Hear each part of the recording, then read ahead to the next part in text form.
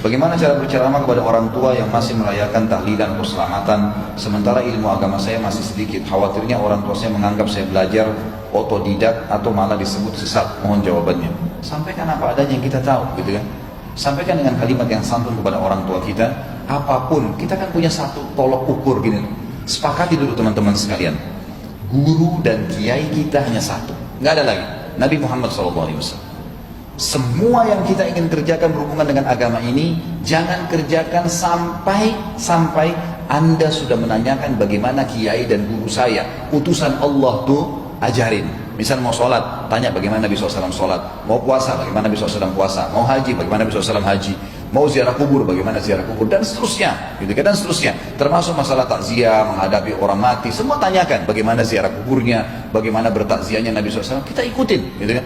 Supaya jangan kita karang-karang, karena kalau kita karang-karang, di Indonesia ini banyak yang mengarang-karang, akhirnya membuat ajaran Islam ini seperti berbeda-beda. Di sana beda, di sini beda, di sini beda, di sini beda, gitu kan. Padahal sebenarnya kita punya standarisasi hukum. Ini semua karena mereka tidak menanyakan bagaimana Nabi SAW melakukannya.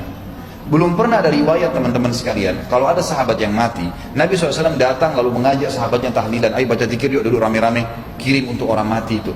Mana pernah ada riwayatnya, saudaraku? Coba cari, pastikan. Tidak pernah ada riwayat masalah itu. Yang ada Nabi SAW datang ke rumah para sahabat, membawakan makanan, menyabarkan mereka, itu kan. Kemudian Nabi SAW pulang. Riwayat Sahih menjelaskan Nabi SAW mendatangi rumah keluarganya Ja'far bin Abi Thalib. Lalu beliau berkata kepada penduduk Madinah, Isna'u li ali Ja'far, fa innam asabu ma lam yusibkum.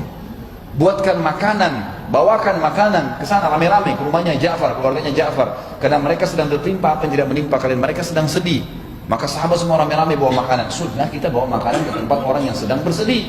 Bukan dia lagi yang pasang terok, pasang ini, buat masakan. Orang sudah sedih, tambah lagi hidangkan makanan ke orang lain. Kita yang bawain, itu sunnah Nabi. Kenapa kita harus bentrok? Kenapa harus kita buat yang lain? Nabi SAW waktu datang ke rumah Ja'far bin Abi Thalib, disebutkan dalam riwayat Bukhari, beliau mendoakan keluarga sambil mengatakan, Allahu ajrakum, semoga Allah lipat gandakan pahala kalian. Innalillahi ma'ata wa lillahi ma'akhad. Sungguhnya milik Allah yang dia kasih dan milik Allah yang dia beri. Wa kullu syai'in bimiqdar, dan semua berputar sesuai dengan takdirnya. Lalu beliau menyabarkan, lalu beliau pulang, dan beliau bertakziah selama 3 hari. Kita bukan sedang membahas tahlilan yang merupakan zikir, bukan masalah zikirnya. Jangan Anda faham, oh ini Ustaz Khalid tidak suka zikir. Bukan itunya, tapi meletakkannya pada apa yang Nabi SAW lakukan, supaya kita murnikan agama. Coba bapak-bapak dan teman-teman sekalian, kalau kita bebas melakukan apa yang kita inginkan, dengan anggapan itu baik, saya melakukan, Anda melakukan, semua kita melakukan, kira-kira apa yang tertinggal dari agamanya Allah? Udah gak ada, nanti akan ditinggalkan, tidak ada lagi kemurnian dalam agama ini. Sementara kata Nabi SAW dalam hadis yang sahih riwayat Imam Ahmad, semoga Allah merahmati seorang hamba yang menukil dari saya seperti apa yang dia tangkap, seperti apa yang dijelaskan, seperti apa yang disampaikan. Artinya secara letter sampaikan dari saya, jangan ditambah, jangan dikurangin, gitu kan. Seperti itu, jadi kemurnian agama terjaga terus kan, seperti itu maksudnya.